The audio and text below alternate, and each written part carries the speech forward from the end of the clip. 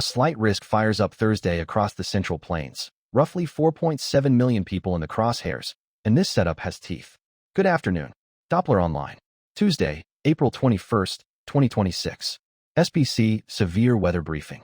A deepening upper-level trough is set to carve through the plains by day 3, and if you live anywhere from Wichita to Des Moines, this is your 2-day advance warning. Pay attention now, so you are not scrambling Thursday afternoon. On your screen now is the GFS 250 millibar jet stream forecast. A potent jet streak is accelerating across the southern Rockies and nosing into the Central Plains by late Wednesday into Thursday. Wind speeds at jet level climb above 80 knots across western Kansas and Nebraska, and the right entrance region of that streak parks directly over our threat zone. That is the atmospheric engine driving large-scale lift and spin into Thursday's storm environment. This next animation shows the 500 millibar height trend over the next 48 hours. A sharp trough is deepening as it digs southeast out of the northern Rockies, tightening height gradients across the Central Plains by Thursday morning. That deepening trough is the backbone of this multi-day severe pattern. Now looking at 850 millibar winds. The low-level jet cranks to 40 to 50 knots out of the south-southwest by Thursday afternoon, channeling warm, moist Gulf air directly into eastern Kansas, Nebraska, and western Iowa. This map shows warm air advection and frontogenetical forcing. The sharpest temperature gradient tightens along a surface boundary draped from northeast Kansas into central Iowa, and that is precisely where lift will be maximized Thursday afternoon. Now looking at 850 millibar temperature and wind. Temperatures at 850 millibars run 5 to 8 degrees Celsius above normal across the threat corridor, confirming a deep warm air mass in place, with low-level inflow oriented nearly perpendicular to the advancing front. Textbook for supercell development. The Day 3 categorical outlook map is on your screen. The SPC has placed a slight risk, that is a level 2 of 5, across a corridor stretching from central Kansas through eastern Nebraska and into western Iowa. Surrounding that, a marginal risk extends into parts of southern Minnesota, northern Oklahoma, and southwest Missouri. Based on this setup, the primary threats include all 3 modes: tornadoes, damaging wind, and large hail. Starting with tornadoes. The combination of strong, deep-layer shear, backed low-level winds, and rich moisture return creates an environment favorable for supercells, rotating thunderstorms capable of producing tornadoes. Discrete storm mode is likely during the afternoon hours before cells begin clustering. Any tornado that develops in this environment could be strong given the helicity values and shear profiles in play. If you are in the slight risk zone, confirm your shelter location Thursday morning. Interior room, lowest floor, away from windows. Damaging winds are the highest coverage threat in this setup.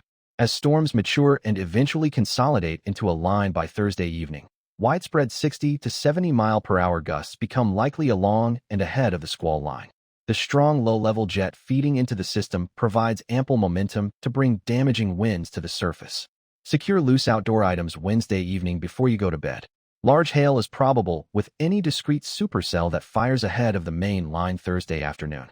With freezing levels near 12,000 feet and strong updraft support from the jet streak aloft, hail to the size of quarters or larger is on the table in the slight risk corridor. If you have vehicles you can shelter, plan to do that before storms arrive. Days 1 and 2, today and tomorrow, carry only marginal risks. Isolated strong storms are possible across parts of the southern plains today, and a similar marginal setup continues Wednesday, but neither day warrants detailed coverage against what Thursday is bringing. Here is who needs to be most alert for Thursday. In the slight risk zone, the cities I am watching most closely are Wichita, Kansas, Kansas City, Missouri, Omaha, Nebraska, Des Moines, Iowa, and Sioux Falls, South Dakota. That corridor from Wichita north through Omaha and into Sioux Falls is where the deepest moisture, strongest shear, and most aggressive lift overlap. Kansas City sits right on the eastern edge of the highest confidence threat area and should treat this as a direct hit scenario. Des Moines may see storms arrive later in the evening as the system progresses east. Do not let the late timing catch you off guard. Stepping outward to the marginal risk.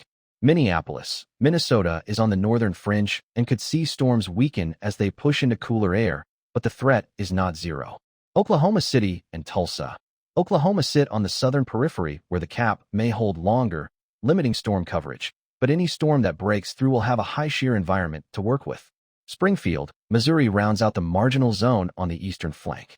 On your screen now is the GFS simulated radar forecast through the next 4 days.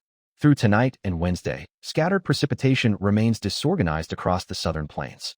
By Thursday midday, watch the central Kansas and Nebraska corridor. Convection initiates along the surface boundary between 2 and 5 p.m. Central Time. Storms track northeast at 35 to 45 miles per hour, reaching the Kansas City Metro and Des Moines Metro by early to mid-evening.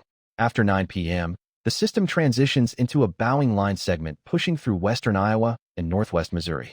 This is a lower resolution model product, so fine-scale detail will sharpen as we get closer, but the broad storm track and timing window are consistent across multiple model runs. Overnight severe weather is possible as the line moves east through Iowa. No watches or warnings are active at this time.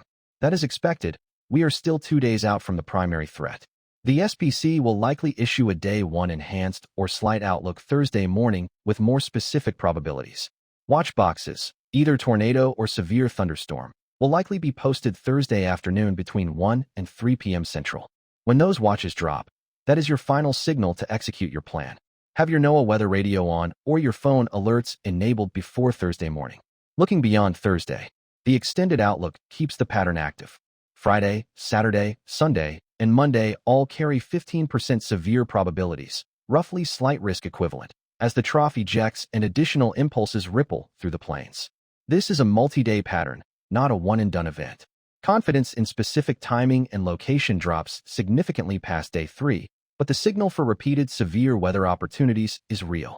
The earliest the models suggest a pattern break is late next week. I will update each of these days as they sharpen. I am putting the action plan on your screen right now. Step 1. Identify your shelter location now, not Thursday. Step 2. Charge your devices and make sure your weather alerts are enabled on your phone before you go to bed Wednesday night. Step 3. If you have vehicles or property exposed to hail, move them under cover before Thursday afternoon. Step 4. Have a go bag ready with essentials in case storms damage your home or knock out power. This is a multi-day stretch of active weather, so these preparations carry you through the weekend. For those of you in the threat zone from Wichita up through Des Moines and Sioux Falls, what does your plan look like? Do you have shelter identified? Are your alerts set? Drop your preparations in the comments so others in your area can learn from what you are doing. Doppler tracking. Stay weather aware and keep your alerts on. End transmission.